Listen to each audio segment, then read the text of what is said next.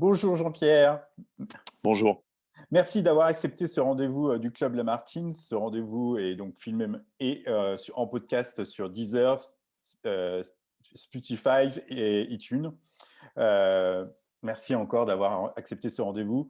De Jean-Pierre rien. Canet, tu es journaliste d'investigation. Tu as travaillé chez CAPA pour Canal+, où tu es un journaliste d'investigation, comme ça qu'on appelle. Tu as fait le documentaire, entre autres, sur le Crédit Mutuel qui a été déprogrammé par Vincent Bolloré, J'étais précisément le rédacteur en chef d'un documentaire qui a été fait par Geoffrey Livolzi et Nicolas Vescovaci, chez KM. qui a été Voilà. déprogrammé à la demande du PDG de la banque Crédit Mutuel. Donc, tu en as fait un livre. Vous en avez fait un livre qui s'appelle Vincent Tout-Puissant.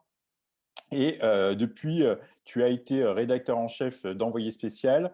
Tu es un des fondateurs de Cache Investigation et aujourd'hui, tu as entre autres la voix off, cette voix un peu ronde, un peu gras, rauque, qui est très agréable à Mm. écouter sur ces très beaux documentaires.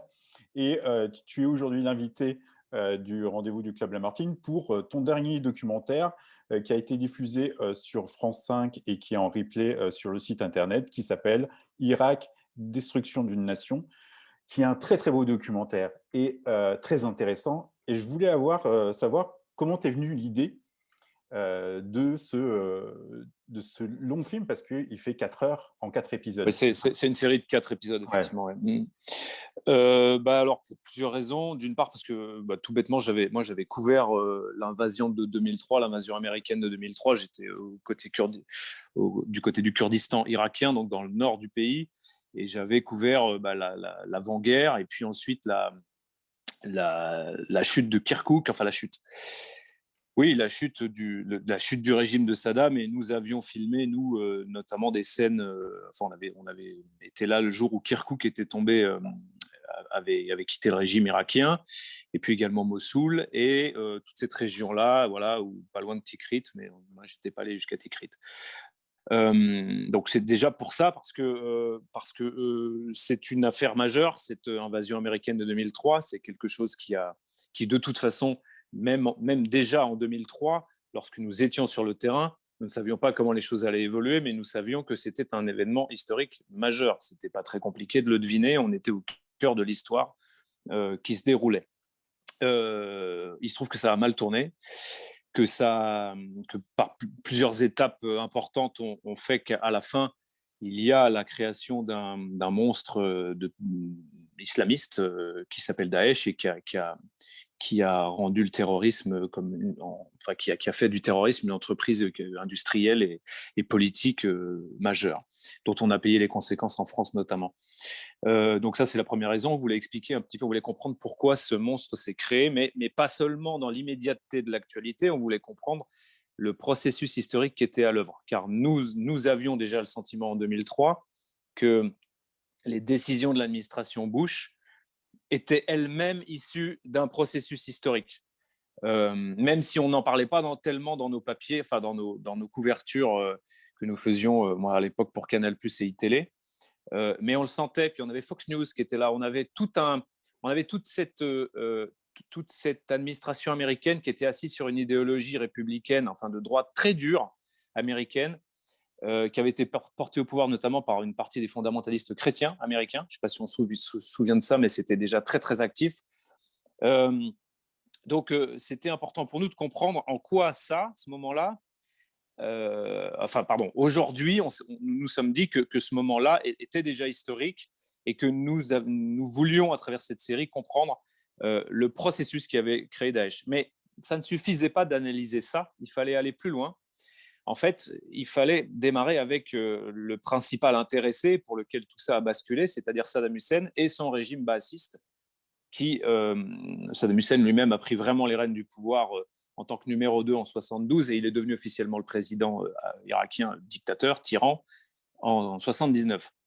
Voilà, c'était ça notre objectif. Puis il y avait d'autres objectifs. Il y avait également, moi plus j'ai commencé par l'actualité, je couvrais le news, et puis ensuite j'ai fait du magazine, et puis ensuite des sujets plus longs. Et c'est vrai que quand vous avez un petit peu d'expérience dans ce métier, vous voyez bien que le travail journalistique d'investigation ou de reportage ne peut pas être décorrélé de l'histoire. Et voilà, moi j'aime bien les documentaires de Brian Lapping, l'anglais Brian Lapping, le britannique. Je ne suis pas d'accord avec tout ce qu'il fait, notamment sur l'Irak, mais en tout cas, j'avais par exemple beaucoup aimé Suicide d'une nation européenne sur la Yougoslavie.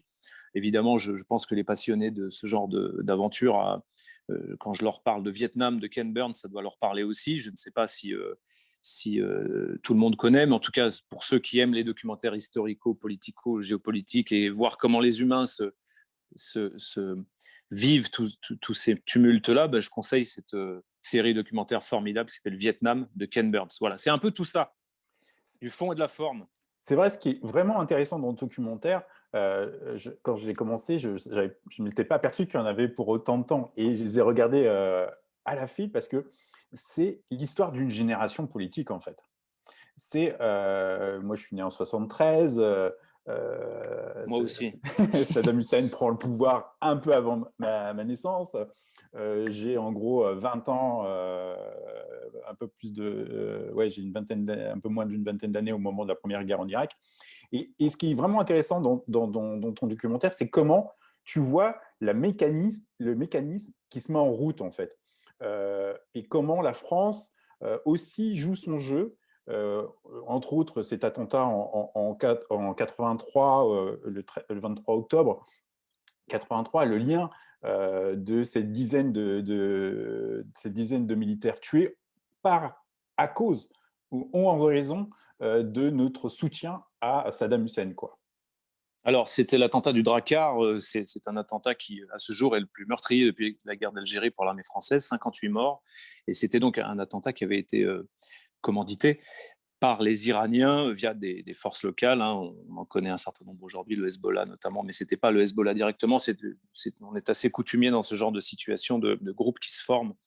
En tout cas, c'était un attentat déclenché voulu par Téhéran, pas seulement parce que la France livrait des armes et notamment des super-étendards très récemment, quelques semaines avant, à l'Irak, en pleine guerre Iran-Irak, mais aussi parce que la France avait de gros contentieux avec l'Iran, devenu République islamique en 79 également, puisque la France était l'allié du Shah d'Iran avant, et quand la République islamique a pris le pouvoir, eh bien, la France a rompu tous ces accords, hein, c'était des accords nucléaires, c'était tout un tas d'autres choses. Et par ailleurs, l'Irak était vu à l'époque par les Occidentaux, et la France en particulier, comme un bouclier à cet Iran islamique qui avait des volontés de se propager, notamment en s'appuyant sur les poches chiites en Irak et ailleurs, contre le sunnisme, contre notamment les monarchies pétrolières sunnites. Donc c'était un enjeu considérable, hein, c'est quand même la réserve de pétrole mondiale, le Moyen-Orient. Donc l'Occident, les États-Unis, la France, tous les pays européens ont pris, pratiquement tous, ont pris part pour Saddam Hussein et l'ont utilisé comme bouclier laïque contre l'Iran islamique. Et on a donc fermé les yeux sur l'autre partie, l'autre face de Saddam Hussein, qui était le Saddam Hussein tyrannique, qui bientôt va utiliser des armes chimiques sur le front, et plus tard contre les Kurdes, dans l'opération Al-Anfal, qui va être à l'origine d'un génocide. Il y a encore une controverse sur ce terme. Enfin, quand on travaille un peu sur le sujet, on voit bien qu'il y a quand même eu des dizaines de milliers de morts, entre 80 000 et 120 000 au moins. Donc on peut parler de génocide. Voilà, c'était ça le contexte. Et pourquoi il fallait remonter à ce moment-là? Parce qu'effectivement, pendant la guerre Iran-Irak, Saddam Hussein était notre allié. D'ailleurs, le premier épisode s'appelle L'Allié. La France était le second vendeur d'armes à Saddam Hussein après l'URSS. Saddam Hussein avait une vraie intelligence politique. Il arrivait à jouer sur les deux tableaux. Il était copain avec l'URSS, avec l'Union soviétique, et en même temps, il avait choisi la France, qui était une sorte de trait d'union entre le monde occidental et quand même l'indépendance politique de la France, issue du gaullisme notamment, faisait que la France avait une voix un peu à part dans le monde occidental. On n'était pas membre du commandement intégré de l'OTAN, par exemple, ce genre de choses. Et d'ailleurs, à l'époque, tout ça était très sommaire. Mais enfin, la vision de Saddam était de faire le lien avec la France plus qu'avec les États-Unis, qui étaient trop alliés avec Israël, qui était l'ennemi juré du monde arabe déjà à l'époque, enfin surtout à l'époque d'ailleurs. Voilà comment les choses se sont installées. Et puis donc, on a fourni des armes à Saddam Hussein. Et l'Occident a fourni des armes à Saddam Hussein, a fourni non seulement des armes conventionnelles, mais également des composants chimiques qui ont permis derrière de faire à Saddam Hussein de constituer son arsenal chimique. Ça veut dire que les armes de destruction massive qu'on va reprocher à Saddam Hussein de posséder 10, 20 ans plus tard, eh bien, c'est là qu'elles se sont constituées. Et petit à petit, les États-Unis, qui étaient un peu réticents à faire l'alliance avec Saddam, étant considérés par l'Iran comme l'ennemi juré, comme le grand Satan, eh bien, les États-Unis sont eux aussi rentrés dans le jeu. Et ils ont commencé à faire de la coopération de l'intelligence militaire avec les Irakiens pour aider les Irakiens à la fin de la guerre Iran-Irak à terminer cette guerre et à combattre efficacement les Iraniens. Et là, dans l'épisode 1, vous avez le témoignage d'un ancien militaire, membre du renseignement militaire américain, qui s'appelle Rick Francona, qui était à Bagdad et qui conseillait les cibles, qui donnaient de l'information aux Irakiens pour qu'ils frappent efficacement les Iraniens. C'est ce qui a probablement permis, entre autres, de terminer cette guerre. Donc voilà, c'est ça le contexte. Et là, d'un seul coup, vous donnez donc à Saddam Hussein des ailes. Vous lui donnez le sentiment qu'il est l'allié des Occidentaux. Jean-Pierre Chevènement a cette formule que je trouve tout à fait bonne dans la série. Il dit, à la fin des années 80, donc au début des années 90, juste avant la guerre du Golfe, juste avant l'été où il va envahir le Koweït, Saddam Hussein se croyait protégé par les Occidentaux, enfin se croyait l'allié des Occidentaux, un peu comme un patron de bar de Pigalle se croit protégé par la police. Cette formule est vraiment tout à fait parlante. Saddam Hussein avait aussi des raisons concrètes et je veux dire, ça n'était pas qu'un fou furieux. Il avait analysé la situation et il savait que, il reprochait aux monarchies sunnites, et notamment au Koweït, de ne pas rembourser sa dette de guerre qu'il avait contractée auprès d'eux, parce qu'il considérait qu'il avait été un peu leur envoyé spécial contre l'Iran, quoi. Et donc, il trouvait normal que le Koweït, par exemple, efface la dette. Il y avait aussi un contentieux sur les prix du pétrole. Saddam Hussein avait besoin de se refaire. Il avait beaucoup de déficits. Et il y avait un contentieux au sein des pays producteurs de pétrole pour rehausser les prix. Donc Saddam Hussein… Et puis, il y a une chose historique aussi, il y a un élément historique, c'est que le Koweït, les Irakiens ont toujours considéré que c'était leur province, puisque c'est au cœur c'est dans le sud du pays, et qu'il n'était pas normal que cet émirat existe par lui-même. Donc tout ça a fait que Saddam Hussein, se pensant protégé par les Occidentaux, a envahi le Koweït. Et là, on est parti dans une logique, la guerre du Golfe, qui est vraiment le point de basculement majeur qu'on a tous oublié. Parce que les Occidentaux ont choisi non pas d'abord de jouer la carte de la diplomatie pour essayer de faire entendre raison à Saddam Hussein. Or, c'était possible. Oui, c'est ça qui est bizarre, en fait. Alors, c'est bizarre et pas bizarre. C'est-à-dire il est clair que Saddam Hussein est le fautif dans cette affaire. Il a envahi le Koweït. Mais nous sommes à un moment précis de l'histoire. L'URSS est en train de mourir. Les Américains voient bien qu'ils ont un champ libre pour devenir ce que Hubert Védrine va appeler, et d'autres vont appeler, l'hyperpuissance américaine. C'est-à-dire pas d'équilibre de la terreur, plus d'équilibre de la terreur, parce que l'URSS n'est presque plus là et va s'aligner sur les positions occidentales dans cette affaire-là, ce que Saddam Hussein n'avait pas anticipé. Et donc, il avait le monde entier contre lui, si je caricature. Et donc, il aurait été tout à fait pertinent et possible de jouer la carte de la diplomatie. Et ça n'est pas ce qui a été joué. Ce qui a été joué, c'est d'abord la carte militaire. Il y a eu des tentatives de négociation qui étaient tout à fait minimalistes par rapport… Et il n'y avait pas une volonté d'y arriver, qui était tout à fait minimaliste par rapport à la volonté américaine et occidentale, française, anglaise, tout le monde était allié à ce moment-là, de mettre une fessée à Saddam Hussein, de lui dire « tu ne peux pas dépasser ton petit rôle local. On l'a fait avec l'Iran, on va le faire avec toi aussi. » Et là, le point de basculement est énorme parce qu'on ne va pas mettre une fessée à Saddam Hussein. On va lui tirer dessus au bazooka. On va surtout ramener son pays, l'Irak, c'est-à-dire que son peuple va subir la punition en même temps que lui. C'est le bébé et l'eau du bain. Et la fessée va être magistrale au point de détruire les infrastructures civiles irakiennes. Il faut bien se rendre compte que l'Irak était un pays moderne. J'ai quelques critiques là, depuis quelques jours sur notre série qui dit « Ah, il y avait le mythe de l'Irak moderne ». L'Irak était sur le point de devenir un pays moderne, était dans une dynamique de modernisation très forte. L'alphabétisation était très forte. Et malgré la guerre Iran-Irak, c'était un pays qui était en passe, qui était riche parce qu'il y avait du pétrole et qui était en passe de devenir un pays quasi développé. Et on le voit dans tes images d'archives. En tout cas, je m'inscris en faux sur quand on nous dit, d'ailleurs c'est très peu courant, hein, mais ces derniers jours on a pu me dire vous avez le mythe de l'Irak moderne. Non, l'Irak était vraiment dans une dynamique de modernité. L'Irak n'était pas une démocratie, ça c'est sûr. C'était une tyrannie. Mais il y avait une dynamique de modernité. Et ça, on ne peut pas le retirer. Ce sont des faits. Ce sont des faits vérifiables. Et donc, cet Irak avait, malgré la guerre en Irak, avait quand même résisté. Là, à la guerre du Golfe, la décision est prise non seulement d'éjecter, de faire se retirer l'armée irakienne du Koweït, mais aussi de détruire la puissance irakienne, d'affaiblir considérablement la puissance du régime irakien. Et ça va passer par quoi? Non seulement par taper des cibles militaires, mais aussi des cibles civiles, les centrales électriques. Les centrales électriques, c'est le système cardiovasculaire d'un pays. Si vous dégommez les centrales électriques, il y a une réaction en chaîne qui se produit. Vous avez les centrales, les usines de traitement d'eau qui ne fonctionnent plus correctement. Vous avez évidemment la vie quotidienne qui ne fonctionne plus correctement. Imaginez deux jours sans électricité aujourd'hui. Voilà. Ça pourrait d'ailleurs nous arriver pour d'autres raisons plus tard, mais ça, c'est un autre sujet.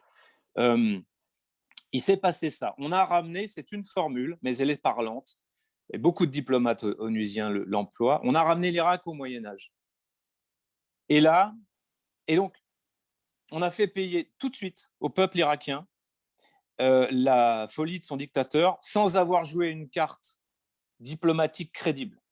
Ça, c'est un point de basculement. Parce que dans le même temps, vous avez une armée occidentale qui s'installe en Arabie Saoudite pour mener cette guerre. Une terre sainte qui est, parce que on a toujours tout fait pour maintenir un régime obscurantiste en Arabie Saoudite, et le régime qui est garant de la protection de la terre sainte musulmane. Et là, d'un seul coup, vous avez une armée d'impies qui débarque sur cette terre.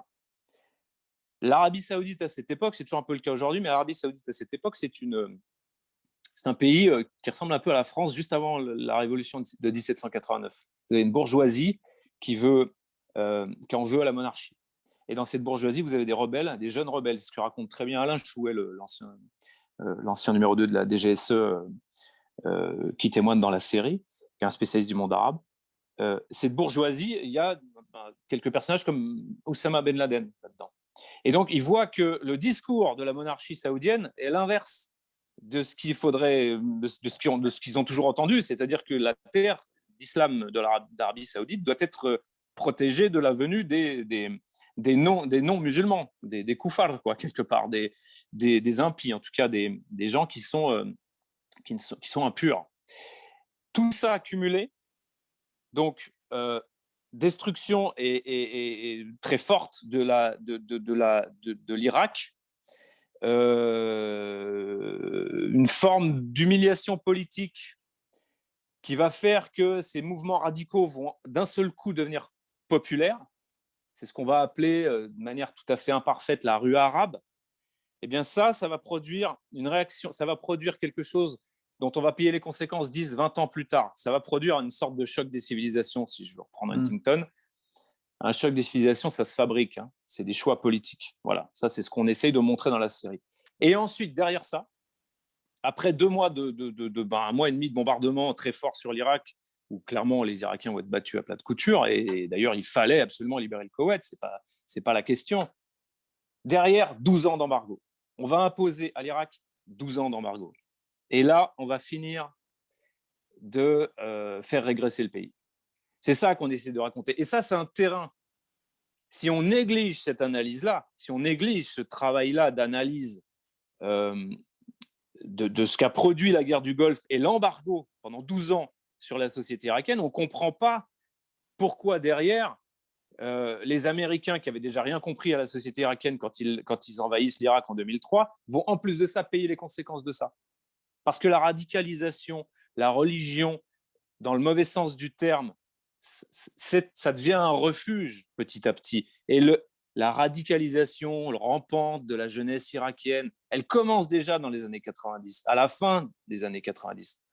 Oui, c'est un refuge politique. C'est un refuge politique. C'est un refuge politique, bien sûr, parce qu'à l'époque, à la fin des années 90, à cause de l'embargo, il y avait plus de moyens d'éduquer. C'était le Mmh. plus gros taux d'alphabétisation de la région, l'Irak, 20 ans plus tôt. Hein.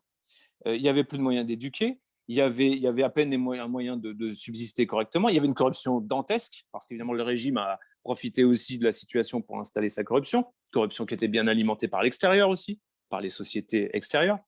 Euh, Sociétés pas seulement occidentales, hein, les gens qui commerçaient avec l'Irak. Et le peuple en a payé les conséquences. Vous vous rendez compte que le calcul était, en imposant un embargo à l'Irak, le peuple va être tellement en colère qu'il va se révolter contre Saddam. C'est C'était jamais le le cas. calcul. Mmh. En tout cas, là, ça a prouvé par A plus B que ce n'était pas le cas. Ouais. Ce qui m'a étonné aussi, et j'avais oublié, peut-être parce que j'étais jeune et que ça m'a échappé, c'est que la première guerre d'Irak se fait déjà sur un mensonge de la fille de l'ambassadeur qui parle des enfants qui sont tués dans les couveuses, quoi. Absolument. Alors, ça, c'est quelque chose d'assez incroyable. C'est qu'il y a Euh, 2 guerres, 2 mensonges. alors, oui, sachant que pour moi, euh, l'administration Bush fils, hein, celle de 2003, vous dira mais on n'a pas du tout menti. Tous les services secrets à l'époque pensaient que Saddam Hussein avait encore des armes de destruction massive, etc. Quand vous travaillez sur le sujet, vous apercevez que pas du tout. Y compris au sein de la CIA, il y avait des analystes qui avaient de très gros doutes. Euh, pour moi, l'industrialisation du mensonge et je dirais la perversité politique de la demi-vérité, de l'alter-vérité, de l'utilisation d'un fait pour le tourner à sa sauce, etc. L'industrialisation de ce mensonge, pour moi, elle est l'apanage de l'administration Bush-fils, c'est-à-dire celle qui va envahir l'Irak en 2003. Mais on a déjà effectivement une propagande qui va créer assez vite, après coup, une rupture de confiance des opinions publiques et notamment des Américains vis-à-vis de leurs élites et des médias avec cette affaire des couveuses. On a rappelé l'affaire des couveuses dans l'épisode 2, mais on aurait pu rappeler tout ce qu'il y a avec. C'est-à-dire une société de communication, Ilan Knowlton, où officie déjà à l'époque un ancien conseiller du président Bush lorsqu'il était vice-président. Là, on est chez Bush père. Hein.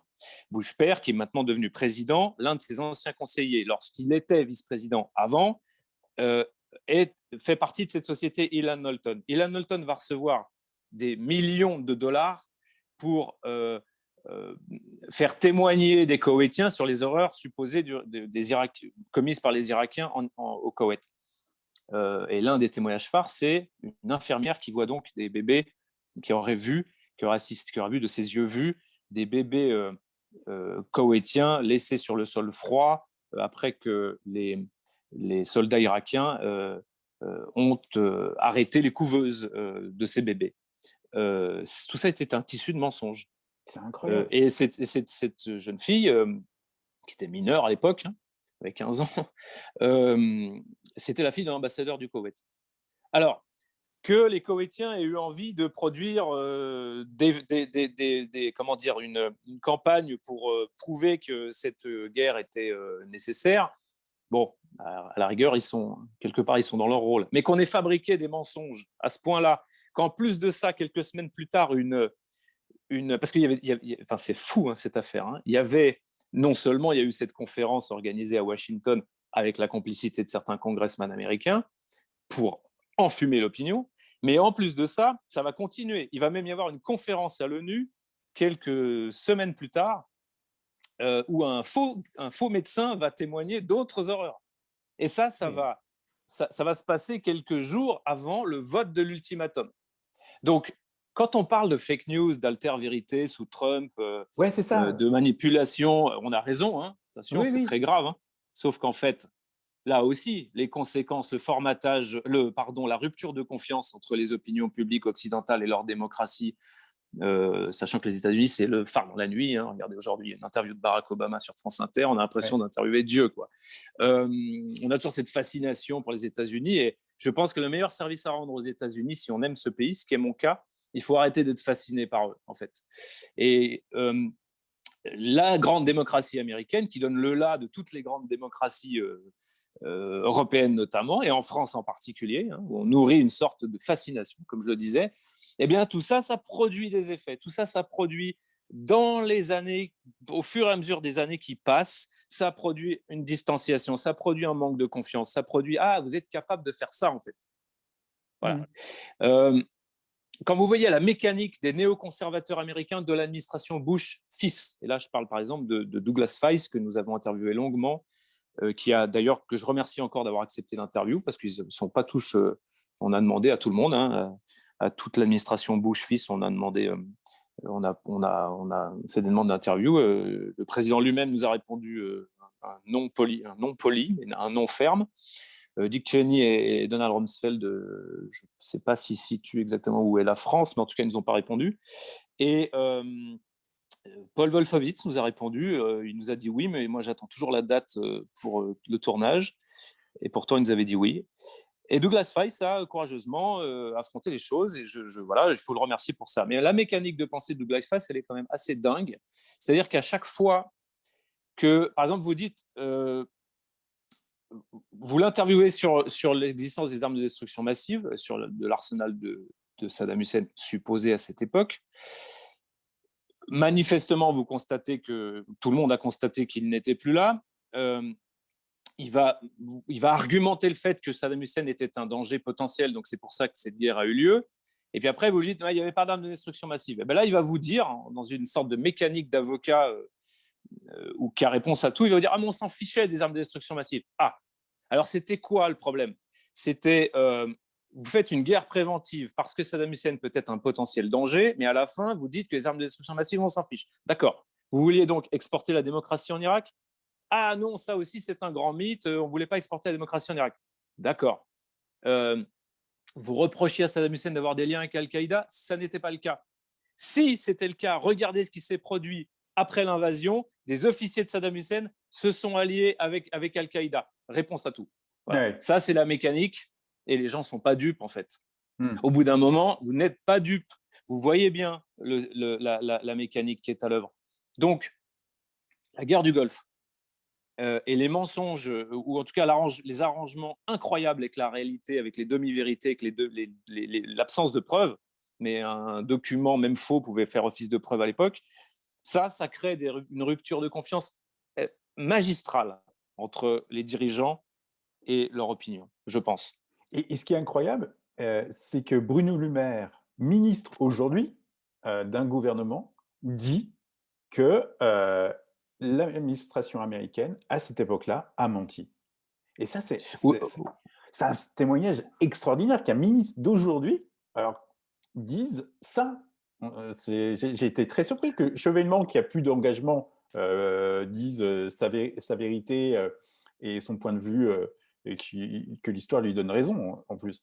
Mais Bruno Le Maire, qui était aux Affaires étrangères à l'époque, et qui était conseiller de Dominique de Villepin, qui était conseiller, qui est l'auteur du fameux discours « Nous sommes une vieille nation », qui est l'un des auteurs, attention. l'un des auteurs, disent aujourd'hui, oui, il mentait. C'est un super témoignage que tu as décroché, quoi. Alors, moi, je ne vais pas parler à la place de Bruno Le Maire, mais on sent dans cette équipe de l'époque, Dominique de Villepin n'a pas désiré répondre à nos questions. Je me demande encore pourquoi. Peut-être qu'il en a marre, j'en sais rien. En tout cas, le fait est que quand vous interrogez Maurice Gourde-Montagne, que nous avons interrogé dans la série, qui était le conseiller de Chirac, et Bruno Le Maire, qui était donc le conseiller de Villepin, vous sentez quand même dans cette équipe de l'époque une sorte de colère rentrée, parce que il faut pas, attention, la France a des intérêts, hein, comme tout le monde, hein, ils n'ont pas dit non non plus que parce qu'ils voulaient sauver la planète, hein, c'est pas ça. Total faisait le siège du Quai d'Orsay, nous avions des intérêts aussi, mais enfin tous les pays ont des intérêts, et le fait est que là, en l'occurrence, le choix de ne pas aller à la guerre, a priori c'était quand même le bon. Donc Oui. on sent une sorte de colère chez ces hommes et femmes qui ont officié à cette époque, parce que je crois qu'ils ont eu affaire, mais ils ne sont pas les seuls, ils ont eu affaire, mais les Allemands pensaient la même chose, les Russes, pourtant on peut critiquer beaucoup, je veux dire, c'était déjà Poutine qui était en poste, mais tout le monde a senti à ce moment-là l'ineptie des arguments, en fait, et la folie surtout de s'engager dans une guerre. contre vents et marées. Je vous rappelle quand même qu'on a quand même assisté aux plus grandes manifestations de l'histoire de l'humanité pendant cette époque-là. Donc, je crois que ces paroles de Bruno Le Maire sur le mensonge, elles sont... on ne peut pas imaginer qu'un homme d'expérience comme lui, au poste qu'il occupe aujourd'hui, n'ait pas réfléchi à ses propos. Je crois qu'il y a une colère assez forte de cette génération-là, à gauche comme à droite, qui s'est exprimée à travers ses propos. Voilà. Parce que les faits étaient dingues, en fait. Et on n'a sorti qu'une affaire. On a rappelé que l'affaire du Niger, mais il y en a tellement d'autres. Et c'est là où j'ai un vrai désaccord avec Brian Lapping à mon petit niveau de petit documentariste français. C'est que la couverture de Brian Lapping de l'Irak, il a fait 2003-2009, ou 2000, avant le retrait des troupes. Bon, il passe complètement à côté des mensonges et des arrangements avec la vérité de l'administration Bush. Voilà, c'est pas possible en fait. Des histoires de manipulation et de réécriture des informations fournies par la CIA, souvent, la CIA s'est retrouvée accusée d'avoir mal fait son travail, alors qu'en fait les analystes de la CIA, ils sont dégoûtés, certains d'entre eux aujourd'hui. J'imagine. Oui. Donc je crois là, il s'est passé une industrialisation de la manipulation.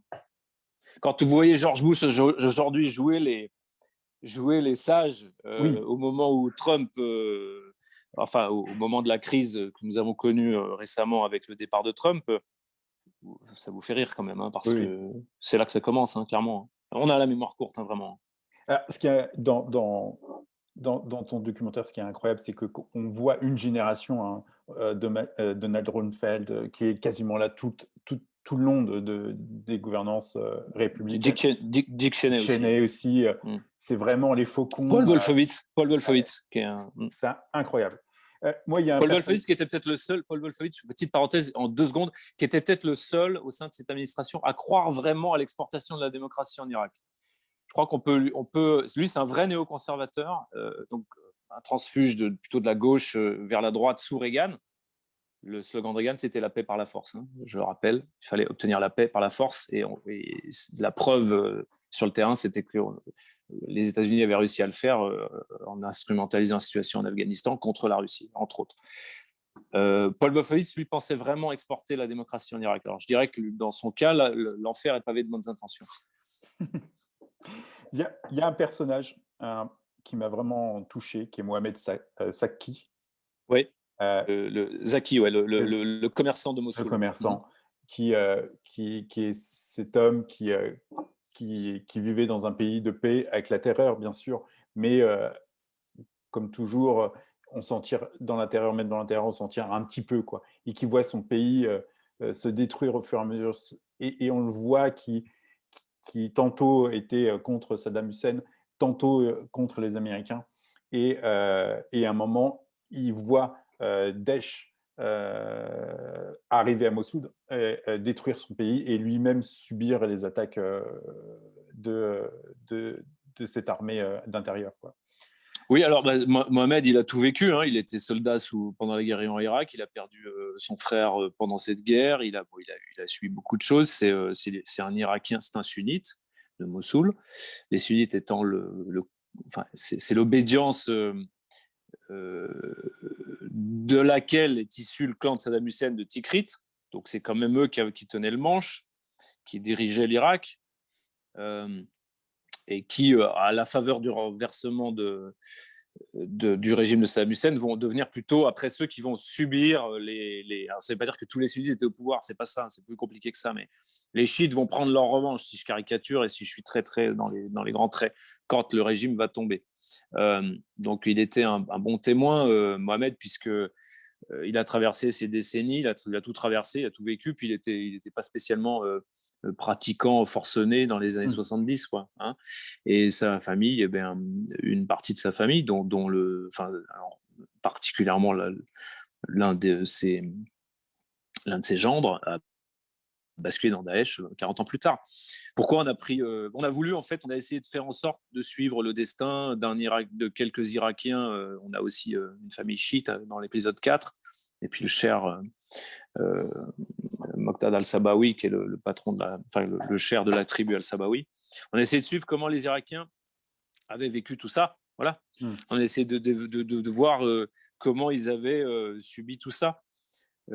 Pareil, on nous dit, on donne jamais assez la parole aux Irakiens. Je crois qu'on nous a quand même assez reconnus dans cette série d'avoir justement donné la parole aux Irakiens, mais notre but, c'était pas de faire le formidable documentaire Irakané Zéro, que je conseille à tout le monde, qui suit le destin d'une famille, qui est formidable, absolument formidable. Nous, notre but, c'était de montrer quelques destins irakiens au sein du tumulte géopolitique. On voulait qu'il y ait les 3 niveaux, géopolitique, historique. Géopolitique, il y a de l'enquête dedans.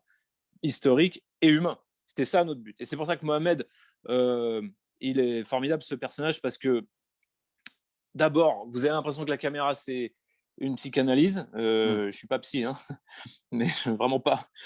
Mais ça a duré plus de 6h30 l'interview. Elle est belle. Elle est Donc, belle. voilà, il dit tout, quoi. Ouais. Tout ce qu'il a sur le cœur, tout ce qu'il a rentré en lui. Il enchaîne cigarette sur cigarette. Parce que parce qu'il y a un désarroi quotidien à un moment donné. Nous ne sommes pas en vie, nous ne sommes pas en vie. Je ne sais pas si on réalise ce qu'ont vécu les Irakiens. C'est monumental. Une guerre, une tyrannie, une guerre Iran-Irak. Alors, une tyrannie, on recommence. Une guerre Iran-Irak, une guerre du Golfe, 12 ans d'embargo, une invasion, une première guerre civile, une deuxième guerre civile, et l'arrivée de Daesh, avec une guerre pour les renvoyer dans leur corps, parce que Daesh, c'est pas forcément fini. Hein. Oui. Et un pays totalement corrompu sous le joug des Iraniens aujourd'hui. Tout ça pour ça. Ouais, c'est fou. Donc, c'est quand même. Attention, moi, je suis un garçon plein d'espoir. Hein, à aucun moment, on baisse les bras. Mais bon, c'est quand même beaucoup.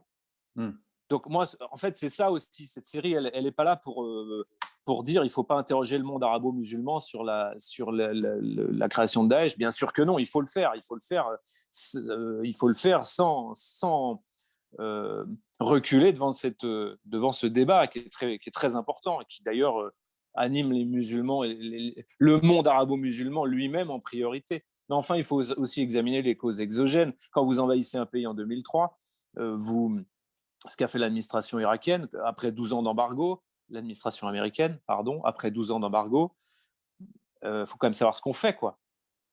C'est qui rend compte de ce qui s'est passé aujourd'hui?